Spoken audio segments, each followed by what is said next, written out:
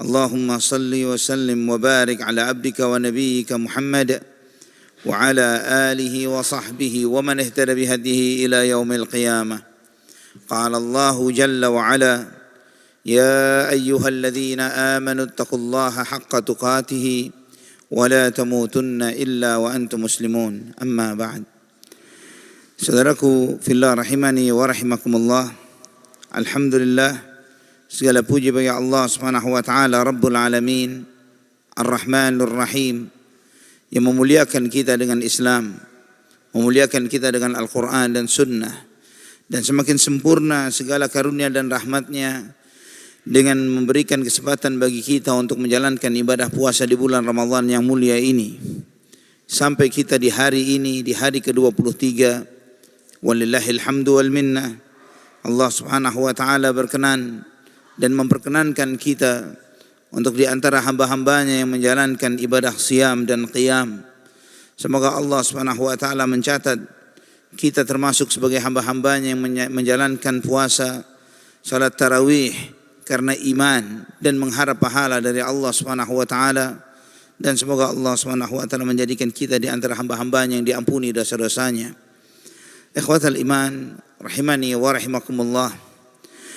Islam adalah agama yang mengajarkan bagi setiap kita untuk mengemban amanahnya masing-masing, bahwa setiap kita adalah pemimpin dan setiap pemimpin akan dipertanyakan akan kepemimpinannya. Termasuk juga adalah keluarga. Keluarga dalam hal ini adalah istri dan anak, adalah amanah dari Allah Subhanahu wa taala.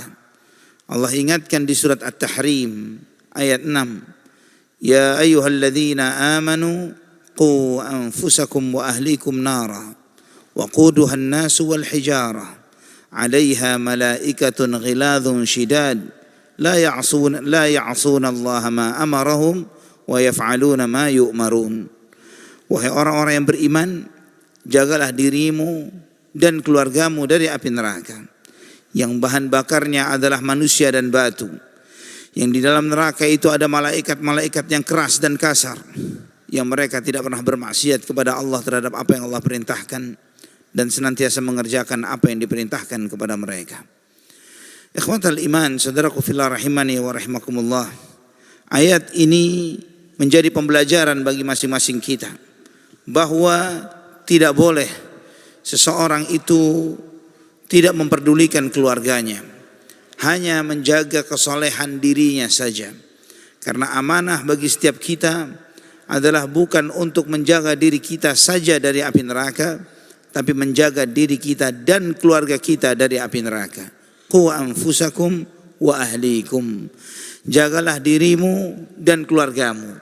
Ini menunjukkan juga, saudaraku fillah, bahwa ketika seseorang tidak memperdulikan keluarganya di dalam mendidik agama untuk mereka terhadap istri dan anak-anaknya, maka dia telah menyia-nyiakan perintah yang Allah Subhanahu wa taala perintahkan kepadanya, dan dia akan bertanggung jawab akan hal itu.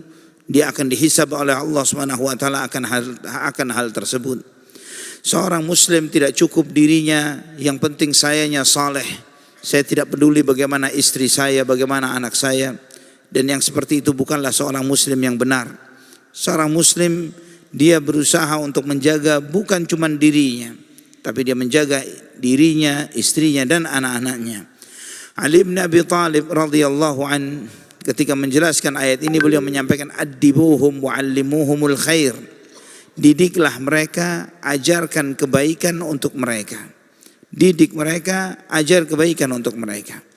Maka jika kita melihat bagaimana Islam memberikan amanah bagi setiap orang tua untuk mendidik anak-anak mereka, bahkan itu jauh-jauh hari sebelum seseorang itu memiliki anak. Bahkan Islam mengajarkan untuk memilih siapa calon ibu dari anak-anakmu. Itu yang diajarkan di dalam Islam, bahwa tidak sembarangan seorang laki-laki ketika dia menyukai seorang wanita kemudian dia segera menikahinya. Demikian pula seorang wanita terhadap laki-laki, yang penting saya cinta, yang penting inilah pilihan hatiku. Tapi coba dia melihat dengan visi yang jauh. apakah orang ini pantas untuk jadi calon ibu bagi anak-anakku? Juga seorang wanita, apakah lelaki tersebut contoh adalah cocok untuk menjadi calon ayah untuk anak-anakku? Karena itulah Islam memberikan ketentuan, memberikan syarat bagaimanakah calon suami dan bagaimanakah calon istri. Nabi SAW menyampaikan ketika seorang laki-laki memilih calon istrinya, tunkahul mar'atu li arba', limaliha wa li hasabiha wa li jamaliha wa li diniha fadhfar bidzatid din taribat yadak. Bahwa wanita itu dinikahi karena 4 perkara. Karena hartanya, karena dia keturunan baik-baik, karena kecantikannya, dan karena agamanya. Pilihlah agamanya maka kamu pasti akan beruntung. Pilihlah agamanya maka kamu pasti akan beruntung. Maka di sini saudaraku fillah, bahwa ketika seorang laki-laki ingin menikah, dia bukan cuma memilih calon pasangan untuk dirinya, tapi dia memilih calon ibu untuk dirinya, untuk anak-anaknya. Maka itu yang harus dia perhatikan. Apakah layak wanita tersebut akan menjadi ibu bagi anak-anaknya? Bagaimana anak-anak yang tumbuh dari wanita yang seperti itu? Dia perlu mempertanyakan akan hal ini. Jika karakternya, sikapnya dan sifatnya tidak layak untuk menjadi seorang ibu walaupun cantiknya separuh bidadari, maka antum tidak perlu dan tidak boleh untuk menikahi wanita tersebut. Demikian pula dengan calon seorang bapak. Nabi SAW menyampaikan, idza ja'akum man tardawna dinahu wa khuluquhu fazawwijuhu illa takun fitnatun fil ardi wa fasadun 'arid. Jika datang kepadamu seorang laki-laki meminta putrimu yang kamu lihat agamanya baik, akhlaknya baik, nikahkan. Jika tidak, maka akan terjadi kerusakan dan fitnah yang meluas. Dan Nabi SAW menyebutkan 2 kriteria bagi seorang laki-laki: agamanya, akhlaknya. Agama itu representasi terkait dengan pemahaman dia tentang agama, terkait dengan ibadahnya, sholatnya misalnya, terkait juga dengan puasa Ramadannya. Akhlak terkait dengan interaksi dia terhadap orang-orang di sekitarnya. Bagaimana sikap dia terhadap orang tuanya, terhadap saudara perempuannya, terhadap pekerjaan dan tanggung jawab dia. Itu yang dilihat di dalam dinul Islam.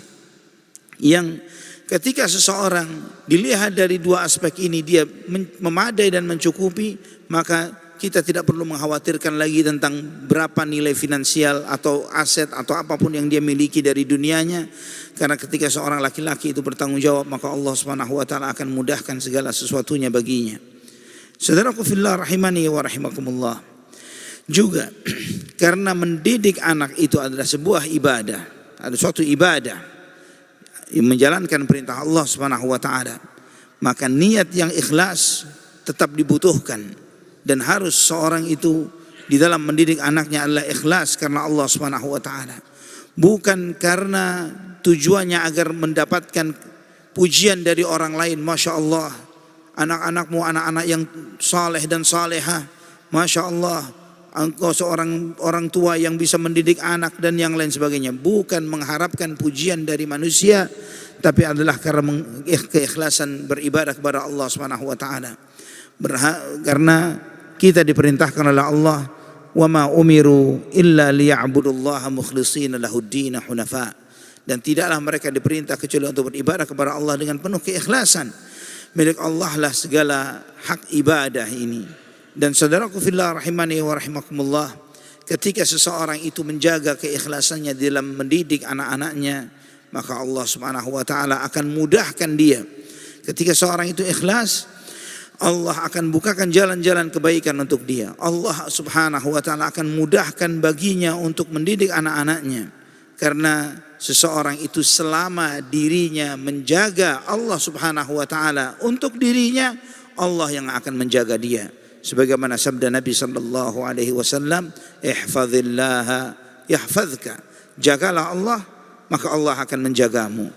Artinya ketika seorang menjaga Allah untuk dirinya, dia menjaga Allah dengan niat-niat ikhlasnya, sikap dan perilakunya, ibadahnya, ketaatannya kepada Allah Subhanahu wa taala, maka Allah Subhanahu wa taala akan menjaga dia.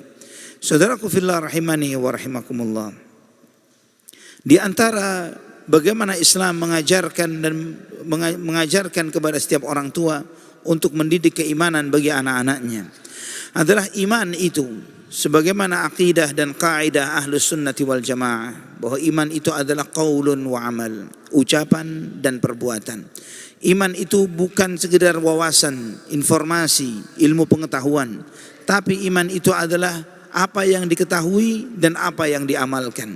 Maka di dalam Islam, di dalam menanamkan keimanan kepada anak adalah dengan membiasakan mereka untuk beribadah kepada Allah Subhanahu wa taala. Mendidik mereka untuk taat, untuk menjadi hamba Allah Subhanahu wa taala. Menyadarkan bahwa kesadaran seseorang sebagai hamba Allah bukan cukup sekedar sampai pada tahapan wawasan dan dia tahu bahwa dia adalah hamba Allah, tapi bagaimana dia menghambakan dirinya kepada Allah Subhanahu wa taala. Lakukan, ajarkan kepada mereka untuk melakukan ibadah. Sebagaimana di dalam surat Taha ayat 132, Allah Subhanahu wa taala berfirman, "Wa'mur ahlaka bis-salati wastabir 'alaiha." Perintahkanlah keluargamu untuk menjalankan salat dan sabarlah kamu di dalam menjalankan hal ini.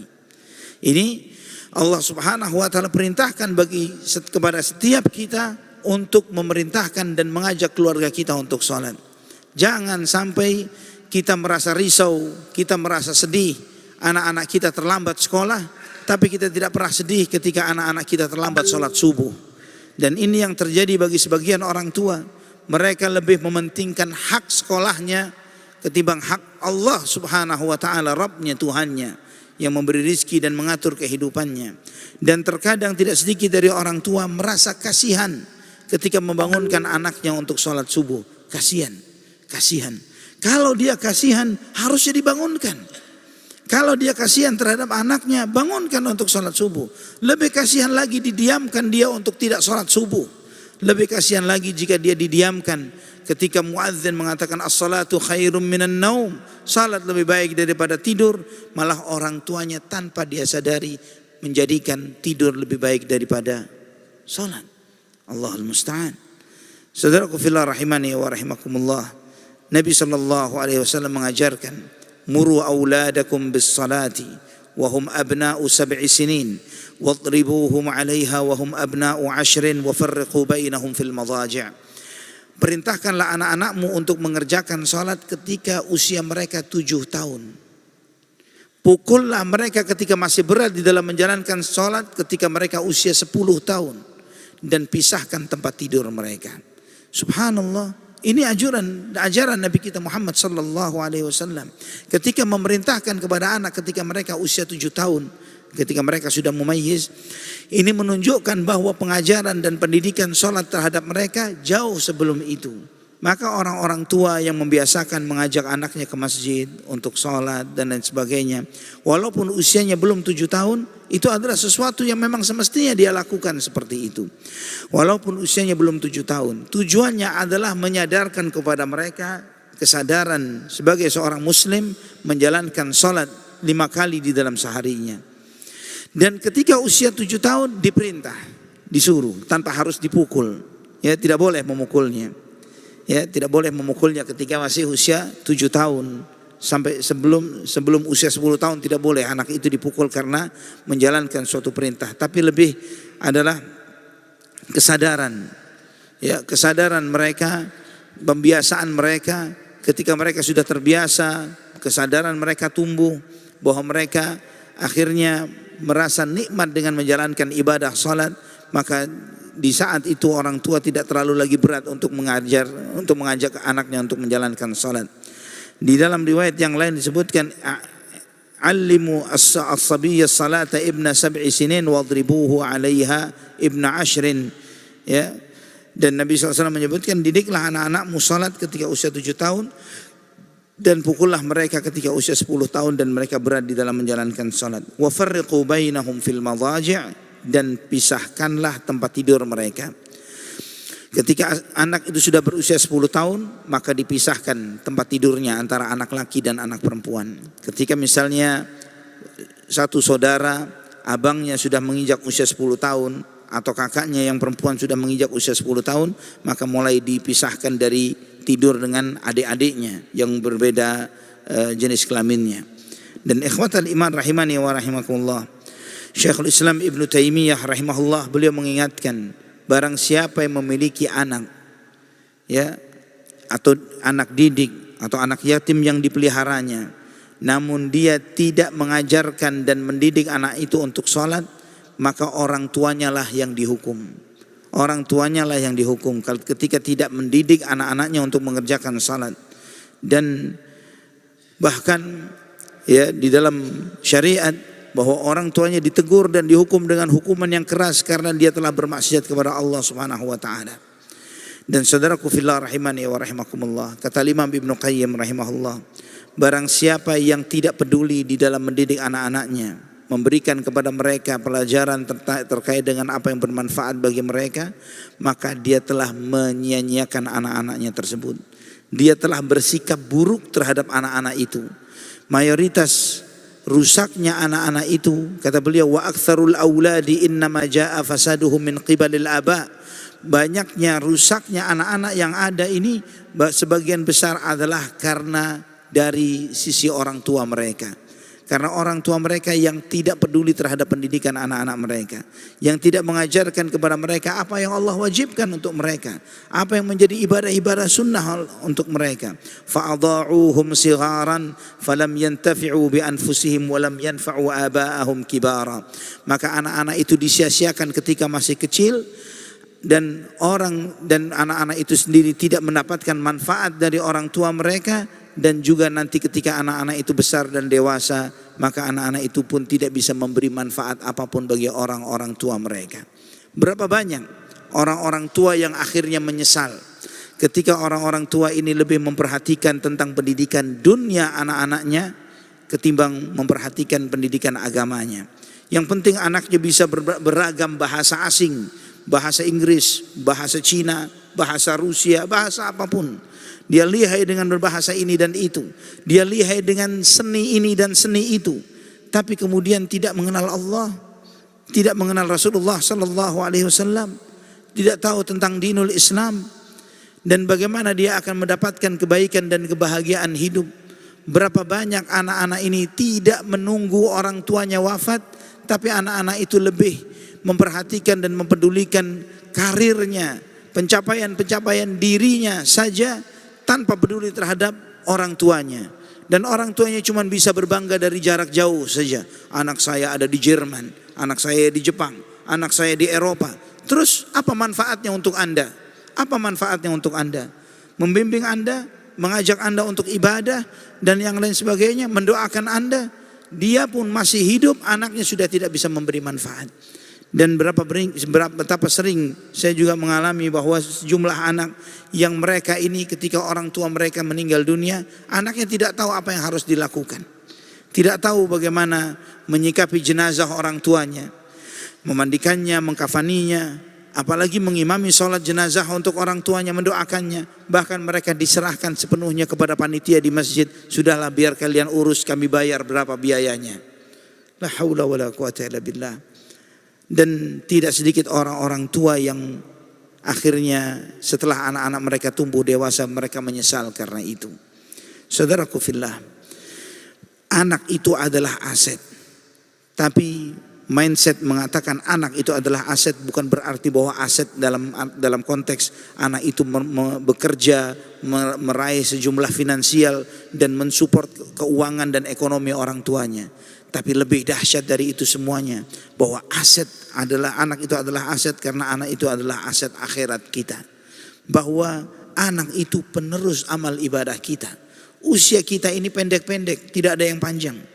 Kalau cuma dengan mengandalkan kemampuan ibadah kita yang penuh dengan kekurangan ini, penuh dengan kelemahan dan kekurangan, mungkin tidak terlalu cukup untuk menyelamatkan kita di sisi Allah Subhanahu wa taala.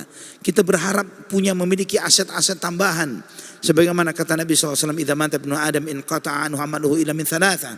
Ketika anak Adam meninggal dunia, terputuslah amalnya kecuali 3. Yang diantaranya disebutkan adalah waladun salihun yad'ulah, anak saleh yang mendoakannya.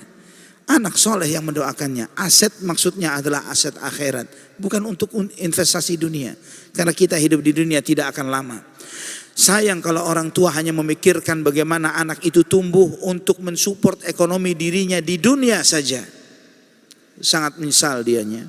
Dia telah menyia-nyiakan dirinya, telah menyia-nyiakan anak-anaknya. Dan tidak akan pernah menyesal orang-orang tua yang mendidik anaknya ilmu agama dari kecil. Tidak akan pernah menyesal dari kecil, apalagi sampai tumbuh dewasanya anak-anak tersebut.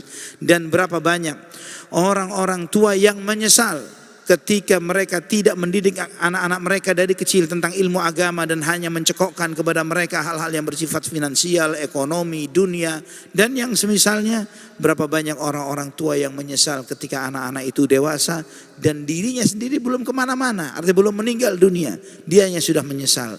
Sayang dulu orientasi kami hanya dunia, sayang orientasi kami hanya dunia. Akhirnya anak-anak ini tumbuh menjadi seperti ini dan seterusnya dan seterusnya. Sudah begitu banyak penyesalan itu. Dan tidak pernah terjadi bagi orang-orang tua yang mengenalkan agama kepada anaknya dari kecil. Karena agama kita ini dinul Islam, agama yang sangat komprehensif, yang sangat lengkap, yang sangat sempurna. Bukan cuma mengajarkan tentang ibadah kepada Allah SWT, tapi juga mengajarkan tentang etika, tentang adab, tentang bagaimana melihat skala prioritas terhadap siapa yang mereka harus dahulukan ketimbang yang lainnya, dan seterusnya. Saudaraku fillah rahimani wa rahimakumullah.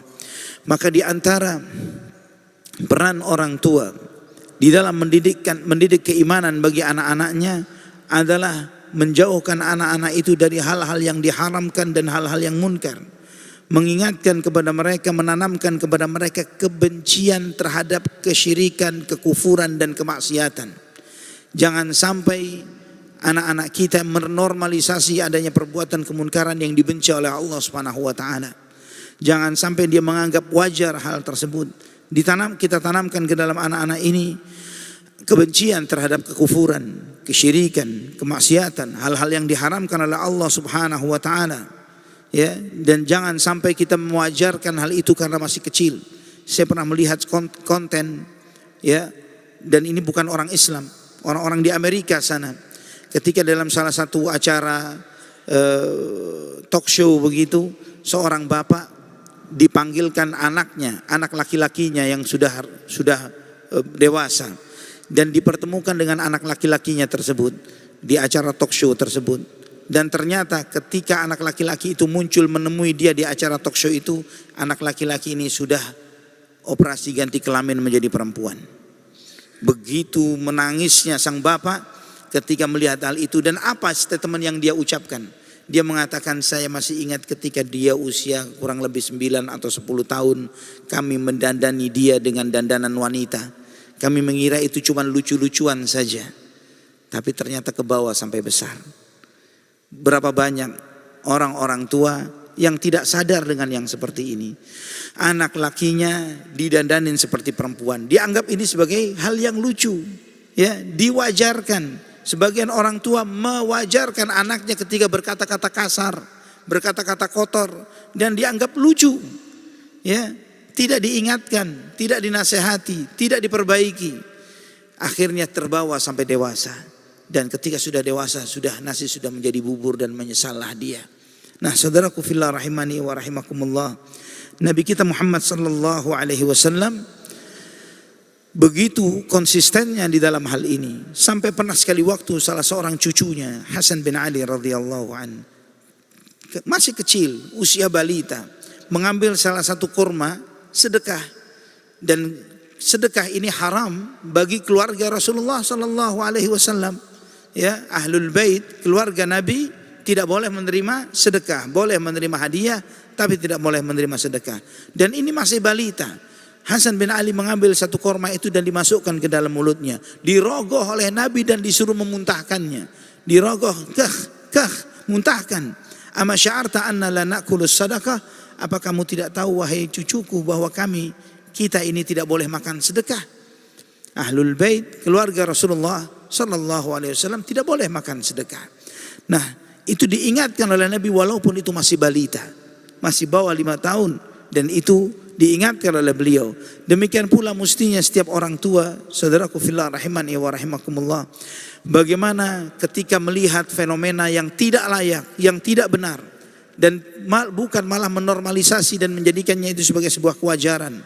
Ketika misalnya sebagian kaum muslimin di hari-hari raya orang-orang di luar Islam, yang itu adalah syiar-syiar dan simbol-simbol kesyirikan dan kekufuran, kemudian dengan nyantainya orang-orang tua itu mengajak anak-anaknya selfie dan foto di belakang simbol-simbol itu, pohon-pohon Natal misalnya dan yang semisalnya, dan beranggap itu menjadi sebuah kewajaran, ya, menganggap itu sebagai suatu perayaan happy, bahagia. Bahkan tidak sedikit dari orang-orang tua itu mengajak anaknya liburan di masa liburan itu ke negeri-negeri kafir. Akhirnya apa yang tertanam pada mindset anak-anak kita, anak-anak tersebut? Yang tertanam dalam mindsetnya adalah ternyata di saat Christmas, Natalan itu penuh dengan kebahagiaan, penuh dengan kesenangan, penuh dengan liburan, hal-hal yang menyenangkan. Mereka di negeri-negeri kafir yang kesana kemari semuanya ucapannya selamat Natal, ya. Dan itu tertanam di benak anak-anak itu dari mereka kecil. Siapa yang menanamkan? Orang tuanya, ya. Dan sebaliknya mereka tidak melakukan hal yang sama ketika Ramadan, ketika Idul Fitri atau Idul Adha. Mereka tidak menanamkan hal yang sama. Akhirnya apa yang terjadi? Ketika anaknya sudah menginjak remaja, kuliah, dan ternyata milih untuk murtad, di saat itu orang tuanya baru sadar dan menyesal, ya. Dan mereka, saya tidak nyangka Ustaz, ternyata sampai seperti ini. Berapa banyak yang terjadi seperti itu? Saya tanyakan, apa yang biasa Anda lakukan? Pendidikan yang bagaimana yang Anda didik terhadap anak-anak Anda ketika mereka masih kecil? Kalau itu tertanam di dalam benak mereka dari kecil, jangan heran mereka mencari itu ketika mereka dewasa, ya. Karena kata Nabi SAW, kullu mauludin yuladu ala al-fitrah fa abawahu yuhawwidanihi au yunassiranihi au yumajjisanihi. Setiap bayi itu lahir di atas fitrah, di atas Islam. Orang tuanya lah yang merubah anak itu menjadi Yahudi, menjadi Nasrani, menjadi Majusi, atau kita tambahkan lagi mungkin orang tuanya lah yang menjadikan anak itu menjadi materialis, menjadi sosialis, menjadi kapitalis. Orang tuanya yang menjadikan anaknya itu menjadi seperti itu. Dan saudaraku fillah rahimani wa rahimakumullah, ketika mendidik anak, Islam mengajarkan bahwa pendidikan anak, menanamkan keimanan kepada anak, menuntut adanya suri tauladan. Adanya suri tauladan menjadi hal yang sangat mendasar di dalam pendidikan terhadap anak. Adalah bukanlah seorang ayah yang baik ketika dia menyuruh anaknya salat sana ke masjid, tapi dianya di rumah tidak sholat ke masjid atau bahkan tidak sholat, ya. Ketika orang tuanya mengajarkan kamu harus berkata jujur, tapi kemudian dia juga mengajarkan kebohongan terhadap anaknya dan sering berbohong terhadap anaknya. Yang seperti ini tidak dibenarkan di dalam dinul Islam. Bahkan Nabi SAW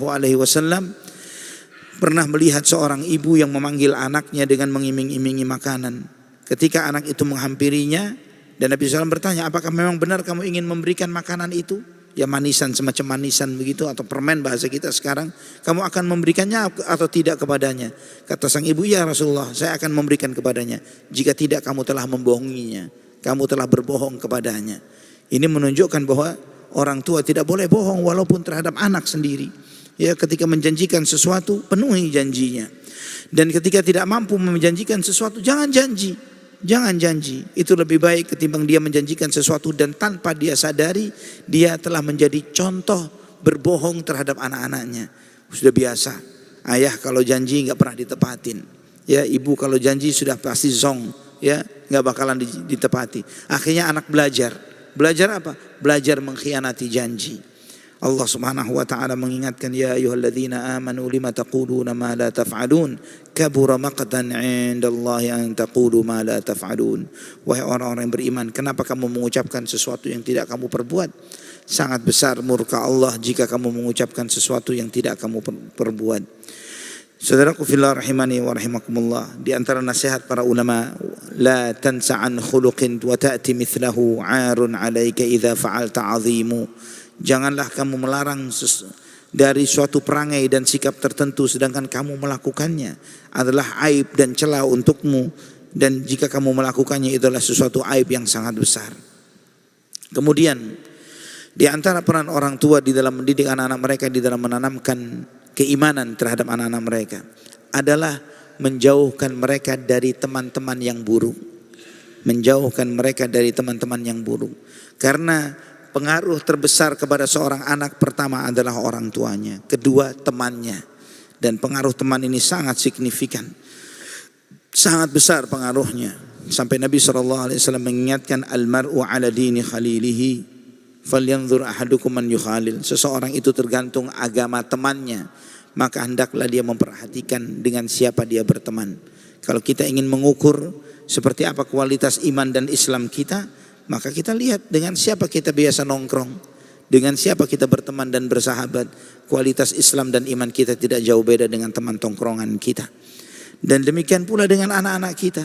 Kalau anak-anak kita ini ternyata adalah mereka berteman dengan anak-anak yang sering berkata-kata kasar, berkata-kata kotor, suka ngebully dan yang lain sebagainya, jangan dikira anak kita tidak pernah melakukan yang sama. Ya, walaupun tapi kalau di rumah baik-baik saja, ya di rumah. Ya, tapi ketika dia dengan sejenisnya, dia akan berbeda. Maka di antara peran orang tua adalah mencarikan lingkungan yang baik dan yang baik untuk anak-anaknya. Ini sangat penting. Bahkan di antara yang sering saya sampaikan kepada sebagian orang tua, ketika Anda mendapati lingkungan tempat tinggal Anda tidak kondusif untuk pendidikan anak-anak Anda, maka bukanlah suatu hal yang berlebihan kalau misalnya Anda memilih untuk pindah rumah. Ya, pindah rumah, cari rumah yang lingkungan anak-anaknya kondusif untuk anak-anak kita. Daripada kita menyesal nantinya, ternyata kita tinggal di kawasan para pengedar narkoba misalnya, atau preman misalnya, atau orang-orang tertentu yang kemudian akhirnya anak-anak kita sedikit banyak terdidik dengan lingkungan yang mereka berada di situ. Saudaraku fillah rahimani wa rahimakumullah. Dan sayangnya tidak sedikit orang tua yang tidak peduli dan tidak mau tahu kemana anaknya pergi. Ya, lucunya lagi, bahkan bukan cuma bicara anak laki-laki, anak perempuan. Anak perempuan, ya, maghrib, nggak tahu dia kemana, dengan siapa, di rumah siapa. Subhanallah. Dan ketika sudah terjadi kerusakan di dalam rumah tangganya, baru kemudian dia marah, dia emosi, dia ini. Padahal tanpa disadari bahwa dia turut andil di dalam hal tersebut. Harusnya dia memiliki kepedulian. Kalau misalnya anaknya, apalagi anak perempuan, ketika sudah menginjak usia remaja, menginjak remaja, maka harus ditanamkan rasa malu, rasa keinginan untuk dijaga dan dilindungi. Oleh karena itulah Nabi SAW mengajarkan la tusafirul mar'ah illa wa ma'ahadhu mahram. Tidak boleh wanita itu melakukan bepergian kecuali dengan mahramnya. Tujuannya bukan untuk mengekang mereka, tapi menjaga mereka, memuliakan mereka. Supaya anak kita itu menjadi anak yang terhormat, putri yang terhormat, seorang putri yang semestinya. Bukan yang sembarangan dibonceng sana, dibonceng sini, dibawa siapa, dibawa sini, dan tidak jelas kapan pulangnya, kapan perginya, kapan datangnya. Ini bukanlah seorang anak yang terhormat.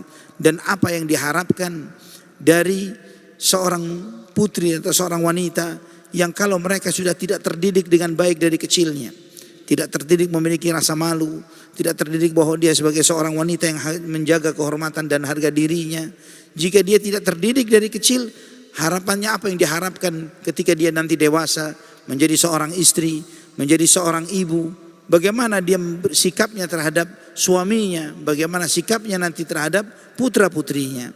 Saudaraku fillah rahimani wa rahimakumullah.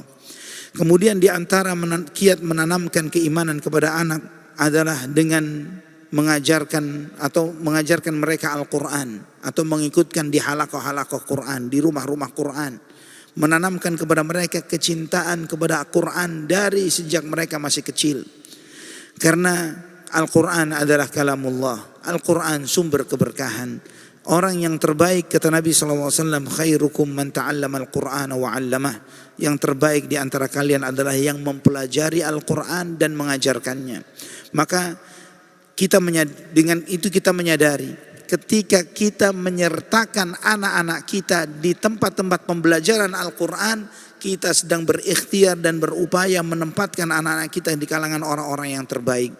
Karena kata Nabi, khairukum man ta'allama al-Qur'ana wa 'allamahu. Yang terbaik di antara kalian adalah yang mempelajari Al-Qur'an dan mengajarkannya. Bukan cuma gurunya yang terbaik, yang mempelajarinya pun menjadi orang yang terbaik. Maka kita menempatkan anak-anak kita itu pada posisi yang terbaik dari umat Muhammad sallallahu alaihi wasallam. Dan sebagaimana Nabi kita Muhammad sallallahu alaihi wasallam bersabda, "Innallaha la yarfa'u bihadzal Qur'ana aqwaman wa yadha'u bihi akharin." Sesungguhnya Allah Subhanahu wa taala memuliakan dengan Quran banyak orang, dan banyak orang yang lainnya juga dihinakan karena Al-Quran. Mereka yang dimuliakan adalah orang-orang yang memuliakan Al-Quran, dan mereka yang dihinakan adalah mereka-mereka yang menghinakan Al-Quran. Saudaraku fillah rahimani wa rahimakumullah, tidak ada cara bagi seseorang jika dia berharap untuk memiliki keturunan-keturunan yang baik dan mendapatkan keberuntungan besar dunianya dan akhiratnya, melebihi ketika dia menanamkan kepada anak-anaknya kecintaan terhadap Al-Quran. Karena Al-Quran sumber kemuliaan. Al-Quran sumber kemuliaan. Seseorang yang di dalam dirinya, di dalam dadanya ada Al-Quran, pasti dimuliakan. Dimuliakan oleh manusia, terlebih lagi dimuliakan oleh Allah Subhanahu wa taala. Dan saudaraku fillah rahimani wa rahimakumullah, tidak akan pernah menyesal orang-orang tua yang menanamkan kepada anaknya kecintaan kepada Al-Quran, menjadikan anak-anaknya penghafal Al-Quran, dan begitu terbiasa dengan begitu sangat interaksi dengan kitabullah, dengan Al-Quranul Karim. Karena dia telah memberikan kepada anaknya sebuah pedoman hidup yang menjadi pegangan dia sampai mereka nanti meninggal dunia. Dan saudaraku fillah, orang tua ini tugasnya bukan menjadi security bagi anak-anaknya yang terus menjagain mereka. Tugas kita adalah menanamkan kepada mereka supaya penjagaan itu tumbuh di dalam hati mereka. Sampai kapan kita akan terus menjagai anak-anak kita, laki-laki dan wanita, sampai kapan? Tapi yang kita sadari, kalau kita tanamkan ketakwaan ke dalam hati mereka, kita tanamkan ke dalam hati mereka kecintaan kepada Allah, takut terhadap murkanya Allah Subhanahu wa taala, maka secara tidak langsung kita telah menanamkan kepada mereka sebuah peta jalan hidup, bahwa ketika mereka salah jalan, mereka tahu mereka harus kemana dan apa yang harus mereka lakukan. Ketimbang kita terus mengawasi, memantau, menjaga, dan terus intervensi di dalam kehidupannya, yang ini tidak akan pernah mungkin dilakukan secara sepenuhnya oleh masing-masing kita. Maka tugas orang tua adalah bagaimana menanamkan nilai-nilai yang mulia ini di dalam hati mereka, supaya mereka memiliki kecintaan kepada Allah dan Rasulnya, kecintaan kepada kitab sucinya, Al-Quranul Karim, dan mereka selalu menemukan jalan kembali ketika salah jalan. Karena namanya manusia, tempatnya salah, tempatnya khilaf. Kita tidak akan mungkin mengharapkan bahwa anak-anak kita tumbuh maksum tanpa kesalahan, ya, terbebas dari kesalahan, tidak pernah berbuat salah dan tidak berbuat dosa. Tapi yang kita tanamkan adalah kesadaran mereka kalau berbuat salah apa yang harus dilakukan. Bertaubat, beristighfar, memohon ampun kepada Allah Subhanahu wa taala. Maka di antara tanggung jawab orang tua, di antaranya adalah bagaimana menjaga anak-anak kita dari sumber-sumber kerusakan. Yang sebagian besarnya saat ini sumber-sumber kerusakan itu muncul dari sejumlah aplikasi di gadget kita, ya, konten-konten yang mereka tonton, feed, reels, short, dan yang semisalnya. Yang itu semuanya tidak sedikit menanamkan hal-hal buruk dan munkar terhadap anak-anak kita. Terkadang sebagian orang tua terheran-heran ketika dia mendidik anak-anaknya untuk berkata kata-kata yang santun, yang baik, dan tidak pernah mengucapkan kata-kata buruk. Tapi kemudian tiba-tiba kata-kata yang sangat tidak layak ini keluar dari lisan anak-anaknya, yang terkadang seringkali itu muncul dari konten-konten yang mereka tonton atau game-game yang mereka mainkan. Game-game yang dimainkan, game-game yang sangat kasar, jahat, bengis, bunuh, hancurkan, ledakkan, yang seperti itu yang selalu mereka mainkan. Dan kemudian kita mengharapkan anak kita tidak meniru sebagian dari ucapan-ucapan itu. Ketika dia dengan temannya, saya bunuh kamu. Ya karena itu kill, bunuh. Ya, itu yang biasa mereka tonton dan mereka mainkan di permainan-permainan ini. Di sejumlah film-film anime yang menampilkan kejahatan, kebengisan, kemudian pornografi dan yang semisalnya, wanita-wanita yang berpenampilan dengan setengah telanjang dan yang lain sebagainya. Bahkan LGBTQ dan yang semisalnya ditanamkan melalui anime-anime tersebut, melalui film-film ini. Bahkan tidak cukup sampai di sana, bahkan kesyirikan, pengagungan kepada selain Allah, tokoh-tokoh yang disembah selain Allah Subhanahu wa taala. Sejumlah game-game itu bahkan menanamkan figur-figur tuhan-tuhan yang disembah selain Allah. Figur-figur disebut dengan Yesus, Zeus dan yang lain sebagainya dimainkan, dimunculkan di figur-figur itu di dalam game-game yang dimainkan oleh sebagian anak-anak kita tanpa kita sadari. Dan ini mengharuskan kita untuk memiliki kontrol yang sangat luar biasa terhadap gadget mereka, game mereka. Jangan biarkan mereka bermain dengan handphone yang tidak bisa dipantau oleh orang tuanya. Yang karena ketika dia main dengan gadgetnya, dia bisa main sendiri, bisa tidak dilihat oleh siapapun. Dia membuka sejumlah konten yang tidak terkontrol oleh orang-orang tua mereka. Dan dari situ tanpa disadari masuklah hal-hal buruk. Dan tidak sedikit orang tua yang kemudian ketika anaknya sudah kecanduan, kemudian dia pusing, dia stres, dia cari solusi, dia tanya ke sana dan ke sini. Kemudian pertanyaan sederhana, siapa yang memasukkan penyakit ini kepada anak itu? Siapa yang memfasilitasinya? Apakah anak itu bisa dengan sendirinya beli gadget? Tidak, orang tuanya. Dan pesan Nabi sallallahu alaihi wasallam di dalam hadis sahih Bukhari dan Muslim, "Ma min 'abdin yastar'ihi Allahu ra'iyatan yauma yamutu yauma yamutu huwa ghashun li ra'iyatihi illa harramallahu alaihi al-jannah." Setiap orang yang diberi amanah, ya, apakah itu rakyat atau keluarga yang dia diberi amanah, ketika dia meninggal dunia, dia menipu rakyatnya, menipu bawahannya, menipu anak-anaknya, maka Allah Subhanahu wa taala haramkan dia dari surga. Allah haramkan dia dari surga. Hadis ini sahih dalam sahih Bukhari dan Muslim.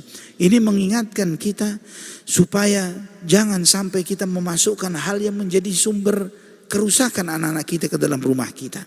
Harusnya kita orang tua memikirkan apa yang menjadi hal-hal yang positif bagi anak-anak kita. Mengajak mereka untuk aktif secara fisik, olahraga, berkuda, berenang, memanah, dan aktivitas-aktivitas fisik lainnya. Dan ini bukan cuma sekedar menjadi PR bagi orang tua, bahkan bagi komunitas kaum muslimin. Bahwa setiap masyarakat Islam seperti misalnya Masjid Darussalam ini yang telah memiliki komunitasnya sendiri, perlu menyediakan aktivitas bermain secara fisik yang halal, yang baik, dan menumbuh kembangkan fisik dan mindset anak-anak itu yang sesuai dengan apa yang diridhai oleh Allah Subhanahu wa taala. Dan dengan itu membuat mereka tidak menjadi gadget minded yang tidak selalu sibuknya dengan gadget, dan mengembangkan fisiknya yang dengan itu juga mengembangkan otak mereka dan kemampuan mereka secara menyeluruh. Saudaraku fillah rahimani wa rahimakumullah. Kemudian yang perlu diperhatikan bahwa di dalam mendidik anak-anak itu adalah dengan menanamkan pengagungan terhadap Allah Subhanahu wa taala di dalam hati mereka, kecintaan kepada Allah, kecintaan kepada Rasulullah sallallahu alaihi wasallam, kecintaan untuk mengikuti sunnah beliau, menghidupkan sunnah beliau sallallahu alaihi wasallam, kecintaan terhadap adab-adab yang diajarkan oleh beliau tentang adab berpakaian, adab di masjid, makan dan minum, zikir pagi dan petang, memuliakannya, menghormati yang lebih tua, adab terhadap sesama teman dan sahabat, membiasakan mereka untuk mengucapkan perkataan-perkataan yang baik, menjauhkan mereka dari perkataan-perkataan yang buruk, mengajarkan kepada mereka untuk menjaga kebersihan tubuhnya, kebersihan tempat lingkungannya, dan yang lain sebagainya yang merupakan ini adalah hal-hal yang diajarkan oleh Allah Subhanahu wa taala dan Rasulnya. Dan juga membiasakan mereka untuk tidur lebih awal, karena ketika mereka tidurnya cukup, maka itu akan menumbuhkan otak yang lebih baik, fisik yang lebih baik bagi mereka, dan memberikan kesempatan bagi mereka untuk bermain hal-hal yang mubah sesuai dengan umur dan usianya. Dan terakhir, ikhwatal iman rahimani wa rahimakumullah, yang perlu diperhatikan bahwa di dalam mendidik itu harus diiringi dengan kelemah lembutan. Harus diiringi dengan kelemah lembutan. Sebagaimana di dalam Sahih Muslim dari hadis Ummul Mukminin Aisyah radhiyallahu anha, Nabi sallallahu alaihi wasallam menyampaikan, "Innar rifqa la yakunu fi syai'in illa zanahu wa la yunza'u min syai'in illa syanah." Sesungguhnya kelemah lembutan itu tidaklah terdapat pada sesuatu kecuali itu akan semakin menghiasinya, dan tidaklah dicabut dari sesuatu kecuali akan memperkeruh dan mengotorinya. Dan sikap kelemah lembutan ini harus ditunjukkan oleh orang tua di dalam mendidik kepada anak-anak mereka, karena kita menginginkan anak-anak yang tumbuh yang mencintai kebenaran dan membenci keburukan dan kemunkaran, bukan malah sebaliknya. Ketika kita paksa mereka dengan segala intervensi yang terlalu keras, represif yang sangat kuat, yang membuat mereka malah membenci kepada kebaikan dan mencintai keburukan. Jangan sampai seperti itu. Tanamkan kepada mereka kecintaan untuk melaksanakan sholat, kecintaan untuk berbuat baik, dan kebencian terhadap kemunkaran dan keburukan. Termasuk juga perlu menanamkan kepada anak-anak kita bersikap adil terhadap anak-anak itu. Sikap adil di dalam segala sikap terhadap mereka, terkait dengan bertutur kata, mengucapkan salam, memberi nafkah, memberi hadiah, dan yang lain sebagainya. Hendaklah bersikap adil, karena itu pesan Nabi kita Muhammad SAW. Beliau mengingatkan, ittaqullaha wa'adilu baina auladikum, bertakwalah kalian kepada Allah dan bersikap adillah terhadap anak-anak kalian. Ini saudaraku fillah sejumlah kiat yang dikumpulkan dari sejumlah nas-nas Quran maupun sunnah-sunnah Nabi sallallahu alaihi wasallam. Semoga itu menjadi sejumlah kiat yang bisa memberikan manfaat bagi kita di dalam mendidik anak-anak kita untuk semakin beriman, mencintai Allah, mencintai Rasulullah sallallahu alaihi wasallam, dan mencintai dinul Islam. Wallahu taala ala wa alam bisawab. Barakallahu fikum. Nah, mungkin jika ada yang ditanyakan silahkan. Nah. Bismillahirrahmanirrahim. Assalamualaikum warahmatullahi wabarakatuh. Waalaikumsalam. Ustaz, mau bertanya pendek saja. Pengaruh orang tua terhadap anak ketika orang tuanya memakan barang haram. Bagaimana pengaruh pendidikan dan pertumbuhan anak ketika orang tua ini berkecimpung dalam keharaman ketika pendapatan dan seterusnya itu. Pendapatan yang haram. Pendapatan yang haram dan makan. Bagaimana pengaruhnya terhadap anak dalam pendidikan. Assalamualaikum warahmatullahi wabarakatuh. Waalaikumsalam warahmatullahi wabarakatuh. Ya. Kata Nabi sallallahu alaihi wasallam, lahmun nabata min suhtin fannaru aula bih. Daging yang tumbuh dari yang haram, maka neraka itu lebih layak untuk itu. Api lebih layak untuk daging tersebut. Maka ikhwatal iman, di antara yang menghilangkan keberkahan effort seseorang, ibadah seseorang adalah sumber yang haram, pendapatan yang haram. Sebagaimana hadis yang Nabi SAW menyampaikan, innallaha tayyibun la yaqbalu illa tayyiba. Allah itu maha baik dan hanya menerima yang baik-baik saja. Di situ Nabi SAW menyebutkan tentang seseorang yang lusuh, berdebu, ya, melakukan perjalanan yang jauh, dan kemudian dia berdoa, mengangkat kedua tangannya ke langit. Dia berdoa meminta kepada Allah, ya Rabbi, ya Rabbi. Tapi kata Nabi SAW, sayangnya makanannya haram, minumannya haram, pakaiannya haram, dan sumber pendapatannya dari yang haram. Fa anna yustajabulah, maka bagaimana bisa dikabulkan untuk dia. Di sini menunjukkan dia berdoa dengan sungguh-sungguh dan dia tidak mendapatkan keberkahan dari doanya. Kenapa? Dari sumber haram yang masuk ke dalam dirinya. Wallahu a'lam bishawab. Itu yang bisa menyebabkan diharamkannya kebaikan dari orang tua, atau orang tua tidak bisa mendapatkan kebaikan dari bakti dan ketaatan anak-anaknya. Bisa jadi adalah dari sumbernya adalah kesalahan dari orang tuanya sendiri yang membesarkan anak-anaknya itu dengan sumber pendapatan yang haram. Wallahu a'lam bishawab.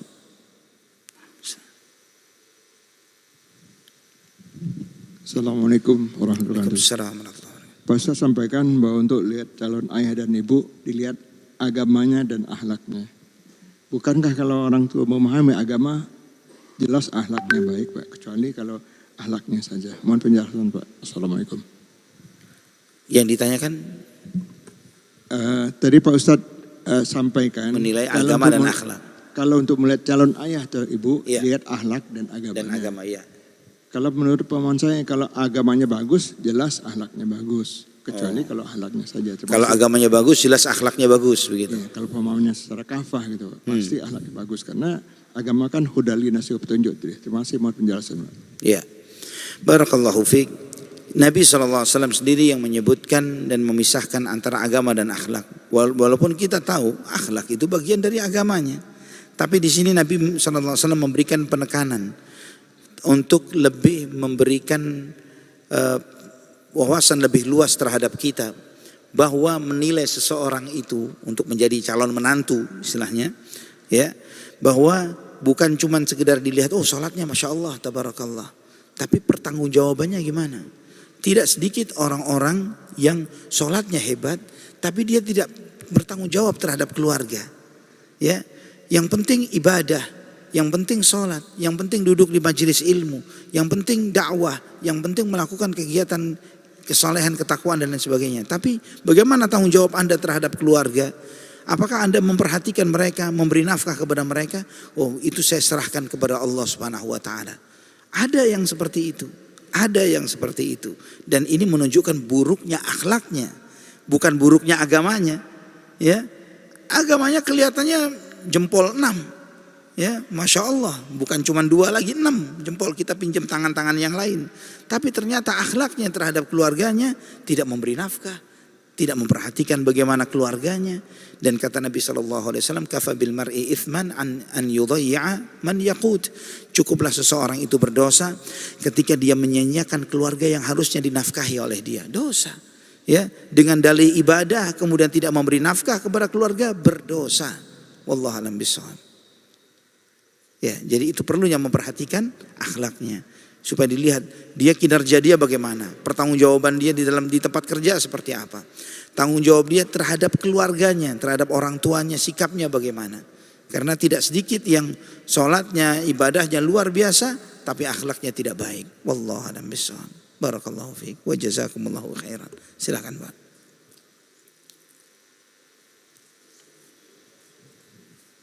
Bismillahirrahmanirrahim. Assalamualaikum warahmatullahi wabarakatuh. Pak Ustadz, tadi kan salah satu peran yang besar itu orang tua Pak Ustadz. Kemudian lingkungan nih. Satu ada lagi peran yang besar kan informasi, sumber informasi Pak Ustadz ya. Sekarang kan banyak paham-paham yang seperti ateis, terus juga konsep-konsep yang sekuler seperti itu. Nah khususnya untuk anak laki Pak Ustadz ya. Terkadang kalau di saat kecil mereka kita kan bisa langsung mendoktrin lah mungkin simpelnya. Tapi sering dengan waktu kan proses dialog ya, berkomunikasi dan sebagainya. Nanti terkadang kita dalam proses dialog itu anak-anak sekarang kan logika kritis sekali Pak ya, materialis, logika dan sebagainya, ditambah informasi dan sebagainya. Terkadang menuntut kita juga untuk bisa berdebat, berargumentasi bukan secara nakli lagi gitu ya. Kita bicara di tataran akli gitu Pak Ustadz ya. Yeah. Nah untuk memperkuat atau membekali orang tua untuk di sisi-sisi akli ini untuk menjaga keimanannya tuh mungkin kiat-kiatnya apa Pak Ustadz ya, seperti itu. Karena kalau sampai suatu titik kita berargumentasi dan kita menjaga ya, seperti Pak Ustadz tadi sampaikan tetap lembut dan sebagainya. Tapi suatu titik kita berdialog dan sebagainya nggak ketemu, kita kan maunya pokoknya kamu harus percaya gitu Pak Ustadz ya, seperti itu. Nah itu sampai mana titik-titik itu supaya tidak menjadi kontraproduksi untuk mendidik anak-anak kita Pak Ustadz ya. Terima kasih. Assalamualaikum warahmatullahi wabarakatuh. Allah ibarik fiik. Benar. Tapi kalau kita menyadari bahwa di dalam Al-Quran itu argumen terkuat itu adanya di dalam Al-Quran. Ya, kita tidak perlu mencari kesana kemari. Di Quran banyak. Karena Allah telah menegaskan wala ya'tunaka bimatsalin illa ji'naka bil haqqi wa ahsana tafsira. Tidaklah mereka membawa suatu argumen kepadamu kecuali kami mendatangkan jawaban yang lebih baik dan penjelasan yang lebih baik. Ini pasti seperti itu. Cuman sayangnya kebiasaan mengeksplor dan mengkaji Al-Quran untuk menjadikan itu sebagai sebuah sumber kitab pedoman dan pegangan hidup, ini jarang sekali kita manfaatkan, kita lakukan. Ya, contoh misalnya terkait dengan kebenaran kitab suci Al-Quran. Kebenaran kitab suci Al-Quran yang otomatis ketika kita bisa membuktikan kebenaran Al-Quran, artinya kita bisa membuktikan kebenaran kenabian Nabi Muhammad SAW, bahwa beliau bukan datang dari dirinya sendiri, apa yang beliau terima adalah dari Allah Subhanahu wa ta'ala. Nah, Contohnya di dalam firman Allah di awal surat Al-Baqarah, wa in kuntum fi raibin mimma nazzalna ala 'abdina fa'tu bi suratin min mithlih wad'u syuhada'akum min dunillah in kuntum shadiqin fa in lam taf'alu wa lan taf'alu fattaqun nar allati waquduha an-nas wal hijara u'iddat lil kafirin. Dan jika kamu ragu terhadap kebenaran yang kami datangkan kepada hamba kami Muhammad SAW, maka silakan kalian buat satu surat seperti itu. Dan silakan kalian ajak siapapun supporter kalian selain Allah jika kalian benar. Dan jika kalian tidak sanggup dan sekali-kali kalian tidak akan pernah bisa, takutlah kalian dengan api neraka yang bahan bakarnya adalah manusia dan batu yang disediakan bagi orang-orang kafir. Tantangan ini terbuka 1400 tahun dan akan terus terbuka sampai hari kiamat dan tidak pernah terjawab. Kita ajak dialog siapapun yang memikirkan tentang hal ini. Coba kamu pikirkan, kalau misalnya Abu Jahal di eranya dia masih hidup dan teman-temannya orang-orang musyrikin Quraisy, mana yang lebih low cost, ya, lebih ringan biayanya menjawab tantangan ini dengan membuat satu surat seperti Quran yang minimalnya adalah cuma terdiri atas 3 ayat, dibandingkan dia harus perang dan mati di perang Badar? Mana yang biayanya lebih rendah?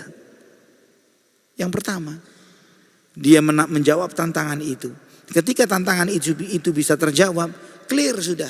Mereka bisa membuktikan bahwa Nabi Muhammad SAW bukanlah seorang nabi. Nih kami buat seperti Quran, satu surat seperti Quran, bisa kami buat. Ternyata mereka nggak sanggup.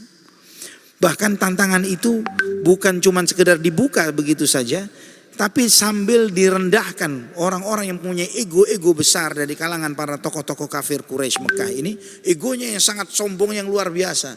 Kalian nggak bakal sanggup, direndahkan. Jadi dibuat egonya itu direndahkan, nggak bakal sanggup, nggak bakalan bisa. Tidak cukup sampai di situ, dikatakan kalian sama seperti batu. Fattaqun nar allati waquduha an-nas wal hijara. Takutlah kalian dengan api neraka yang bahan bakarnya manusia dan batu. Dibuat sama dengan batu. Ya, nah ini bagi sosok Abu Jahal ini ngeledek banget ini, merendahkan banget. Harusnya kalau dia sanggup dia jawab, dia lakukan itu, dia akan melakukan totalitas semaksimal yang bisa dia lakukan untuk menjawab tantangan ini. Tapi nggak sanggup, sampai kiamat gak bakalan ada yang bisa. Contoh yang lainnya, misalnya afala yatadabbaruna al-Qur'an law kana min 'indi ghairillahi lawajadu fihi ikhtilafan katsira. Apakah mereka tidak mengkaji, mentadabburi Al-Qur'an? Andai kata Al-Qur'an itu datangnya dari selain Allah, pasti banyak perselisihan di dalamnya. Allah kasih clue, kalau kamu mau ngetes kebenaran Quran, cari perselisihannya. Dibuka oleh Allah 1400 tahun lebih, gak ada yang sanggup. Silahkan lihat, banyak simak media, di media sosial kita ini, di YouTube, banyak dialog Islam Kristen dan yang lain sebagainya. Tidak ada satupun orang sanggup menunjukkan adanya satu perselisihan dalam Quran. Gak ada. Dikasih clue oleh Allah, temukan, cari. Kalau bukan dari Allah pasti banyak. Tapi ternyata gak terjawab. Terus atas dasar apa untuk tidak beriman? Sekedar contoh saja. Di Quran semua hujahnya lengkap. Tinggal kita lebih eksplor lagi saja. Mungkin cukup ya. Baik, barakallahu fikum. Aqulu qouli hadza subhanakallahumma wa bihamdik asyhadu an la ilaha illa anta astaghfiruka wa atubu ilaik. Wassalamualaikum warahmatullahi wabarakatuh.